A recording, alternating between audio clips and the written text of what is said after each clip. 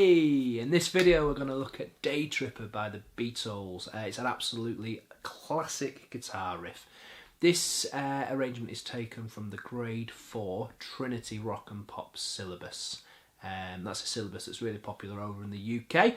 Don't worry if you're not learning that particular exam graded syllabus though, because the parts I'm going to teach you and that they put in that piece, in that arrangement, are very, very much like the original. If you learn this arrangement, you'd be able to get together with mates in a covers band and play it, and it would sound just like Georgie Harrison and his buddy John Paul and Ringo. So I'm going to use a plectrum. If you don't use a plectrum, you can do it with your thumb and your digits, but I think it's one of them that is a bit easy to use with a plectrum. Alright, let's jump in. Alright, that first riff, you're going to hear that rhythm a lot through this song because that riff moves around to different chords, kind of different harmonies. So it's really important we get the rhythm right, and I'm going to show you the way I would kind of approach it in terms of which finger per fret to use down at this end with the fret in hand.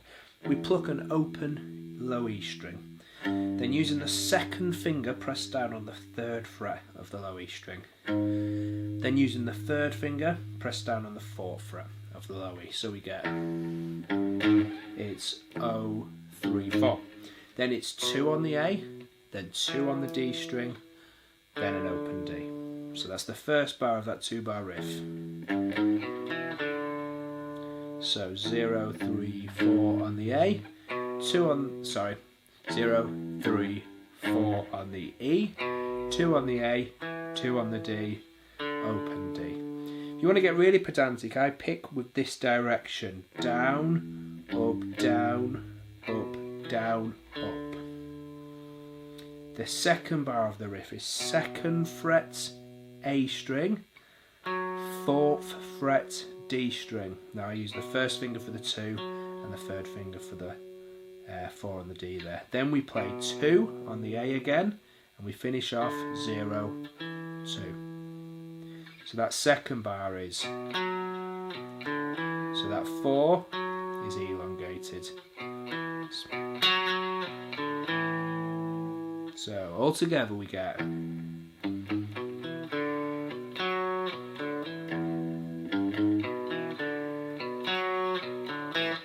now that riff in total at the start of the song is going to be played 7 times. It happens once, then the bass comes in. Once the bass is in, we do it 3 more times.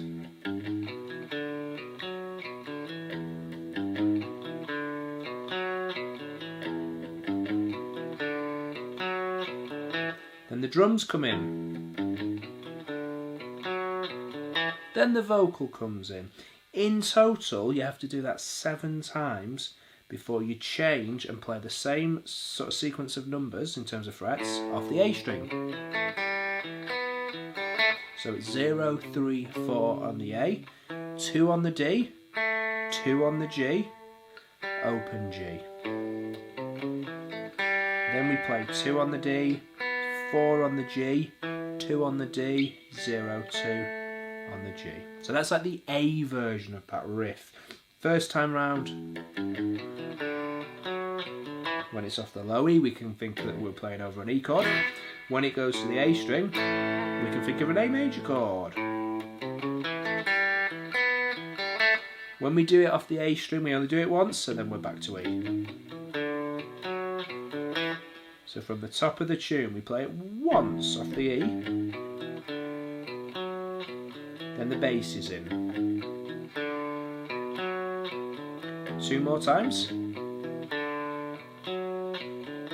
Last time. Drums in.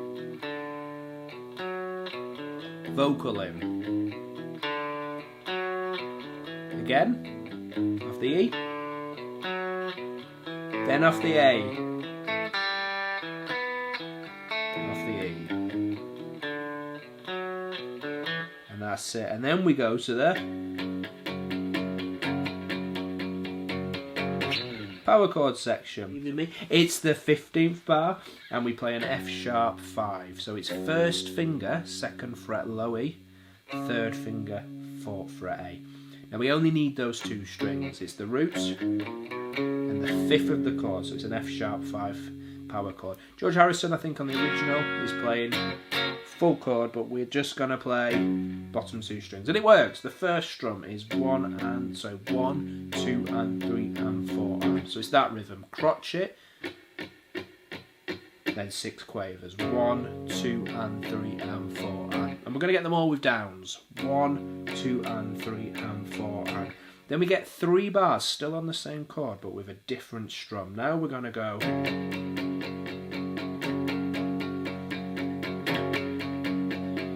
So now we're playing quavers or 8th notes. 1 and 2 and 3 and 4 and. But on the first strum we start with the first finger off. As soon as we strum the A and E string together, we hammer on to the 2. So the first F sharp 5 bar is 1, 2 and 3 and 4 and the hammers.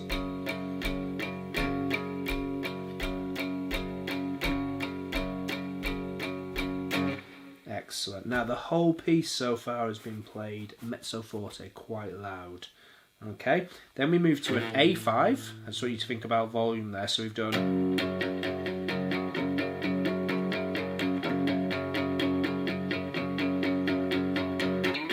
Move the same shape up to the 5th fret low E string, 7th fret A. Now we play the 1, 2 and 3 and 4 and strumming pattern from the first bar of this section again, bar 15. So it's 1, 2 and 3 and 4 and. For the A5 we drop down to the 4th fret low E, 6th fret A string for a G sharp 5 and we play 1, 2 and 3 and 4 and. So far we've played these shapes. 2nd fret power chord low E, that's F sharp 5, for 4 bars with this strum.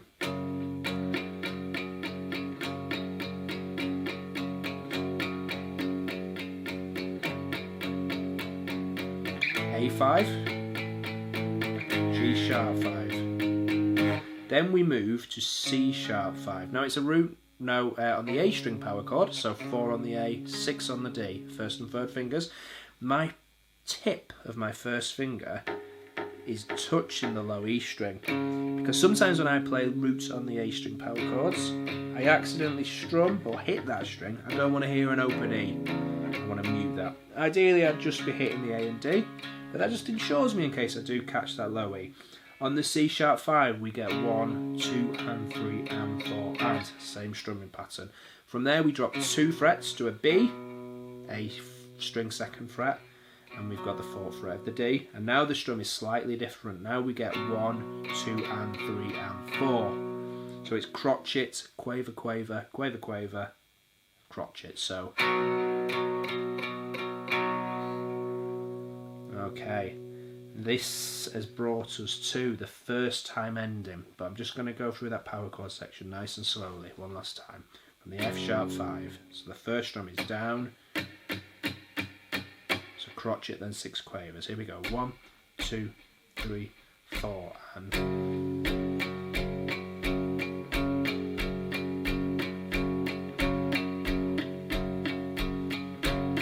Up to the 5th frets.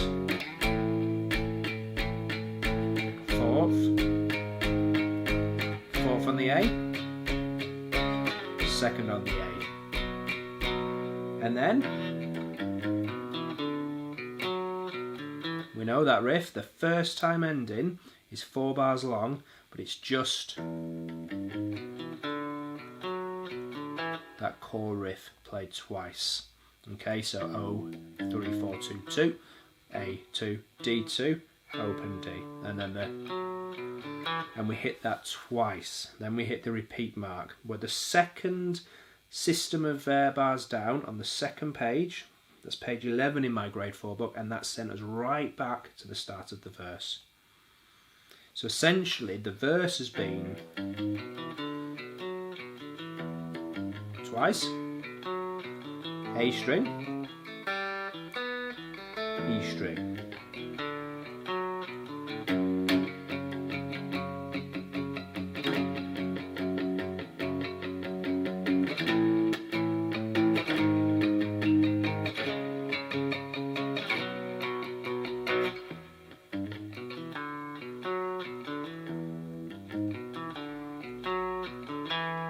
bit of a kind of quick way through there, but we've hit the repeat, gone back to the start of the verse, and we're still on our riff. We play it twice. A string, E string. Then we're into the power chord section again, exactly the same, F sharp 5. First time 1, 2 and 3 and 4, and then the hammer on.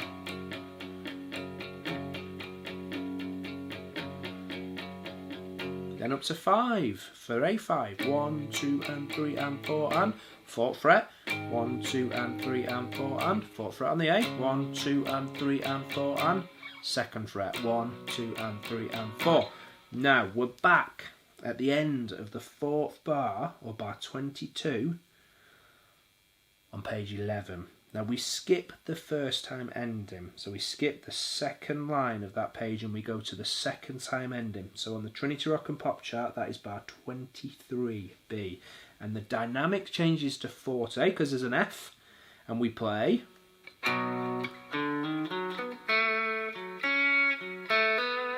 this 2-bar riff twice. Now we play 2nd fret of the A, 4th fret of the D, and we play. And then there's a quaver rest after a crotchet on that, and we play a 0, 1 hammer on the D, then 4 on the D. So we get. Sorry, let me do that again. So it's 1 rest, and then on the G, 4, 2. We play that whole bar. Now that 2 on the G is held, it's tied into beat 1 of the 2nd bar of this riff. Then we play 4 on the D, skip over and play 2 on the G, then 4 on the D again. Now we've got a hammer on, a 2 to 4 fret hammer on the G string. Get the 2nd fret with your 1st finger, pick it, and hammer on with your ring finger onto the 4th fret. With that hammer on, don't stop as soon as you feel the string or the wood of the guitar. Aim a little bit through. You might have to sit and practice hammer-ons. So that riff.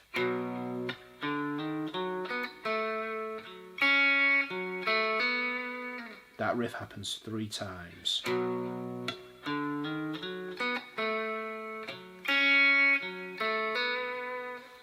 And then at the end of the 3rd line down, on the 2nd page, there's a double bar line. And we hit the start of the solo. The solo goes.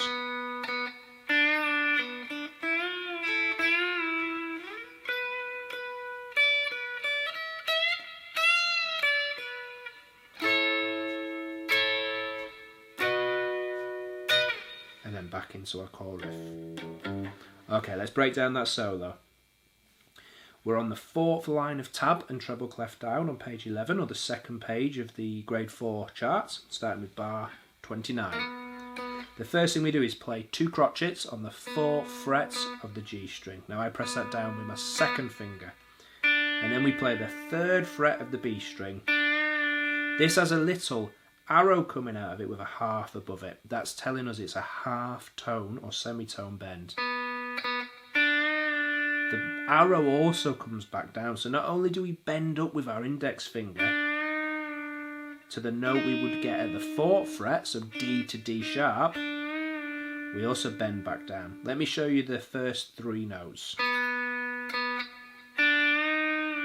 It's the first 3 notes that we pick.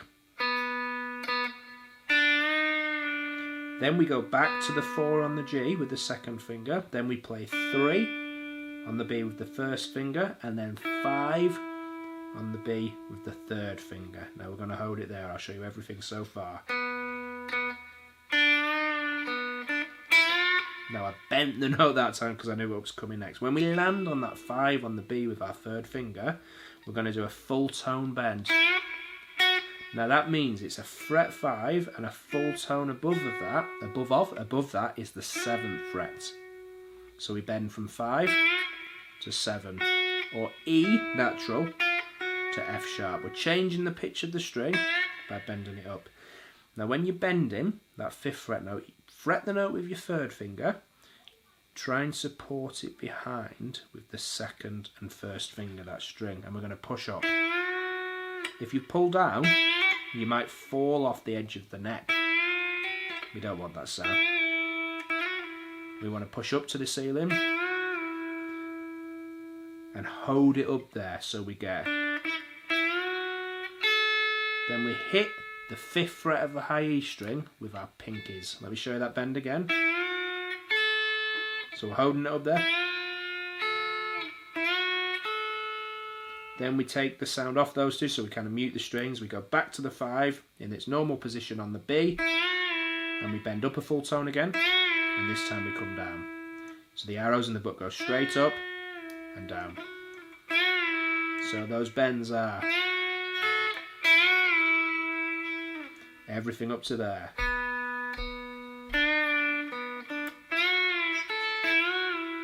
Then we go up to 12 on the B. It gets a bit easier now. It's 12, 12 with the 3rd finger. 10 on the high E, 12 on the B. So we've gone. And we finish bar 3 of the solo off with 10 on the high E, 12 on the high E. So then we hit 12 on the high E and we do a full tone bend. We bend up from the 12th fret note to the 14th fret note, E to F sharp. Now again, use the 3rd finger to fret the note, put 2 fingers behind the bend where they're available, and push up with all 3 fingers as a unit. You don't need like 3rd finger 12th, 2nd finger 11th, 1st finger 10th, they can all be bunched up. That helps. And I have the side of the neck, the edge of the fretboard there, I have my kind of base of my 1st finger wedged against it. I'm not pushing up like this with nothing pressed on the side of the neck. I've got the base of my index finger. So we've got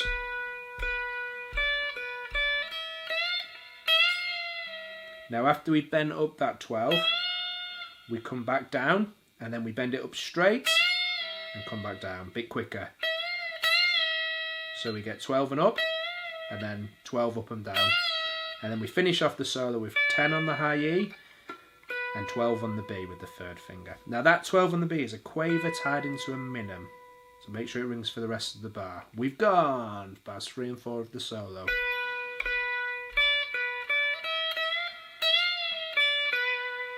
We finish off with a chordal thing.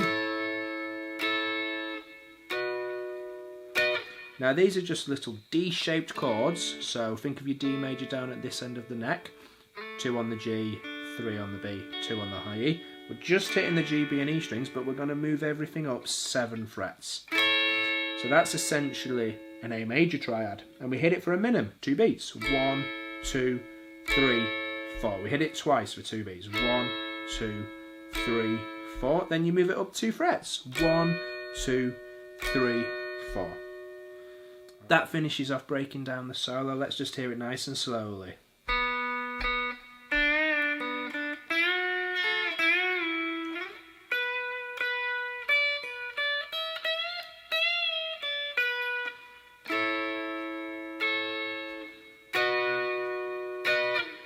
Then there's a double bar line at the end of that bar with the chord at 11, 12, 11. That means it's the end of a section. The dynamic changes back to mezzo forte and we come back to our core riff. We play it twice and at the bottom of the 2nd page there is an instruction on top of the treble clef bar saying DS al coda. At DS al coda we're looking to go back to a symbol that is a kind of funny looking S, the sign, and that's next to the verse and the 1st page. So we've gone 1, 2, 3, 4, 1, 2, 3, 4. I should have hit that last chord twice, sorry. 1, 2, 3, 4, 1, 2, 3, 4. Then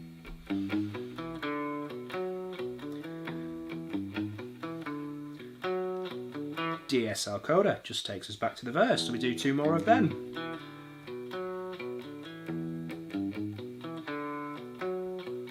A string, E string. Then we're into our power chord. the hammer on, up to the A, down to the G sharp 5, to the C sharp 5 on the A, to the B5. Now there's an instruction at the end of the B5 bar where we've got 1, 2 and 3 and 4, which I didn't mention the first time through. 2 coda, and there's the symbol, which is a circle with kind of the crosshairs over it. That sends us looking for the coda symbol, and if you've got the version of the Trinity Rock and Pop book I've got, you might have to turn over to page 12. Now you'll see there coda with that symbol next to it, and we pick things up from there. So we keep playing the riff. One more time. Another time.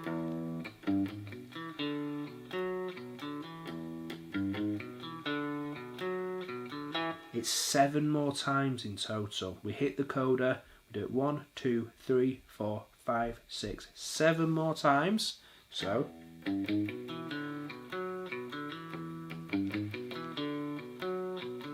after the 7th time, we hit an E5 power chord. Now I play that with my pad of my first finger over 2 on the A and 2 on the D, and you hit the bottom 3 strings. That's got a symbol over that E5 chord saying fermata. That's the sort of semicircle crescent with a dot on it. Let that ring. So we get.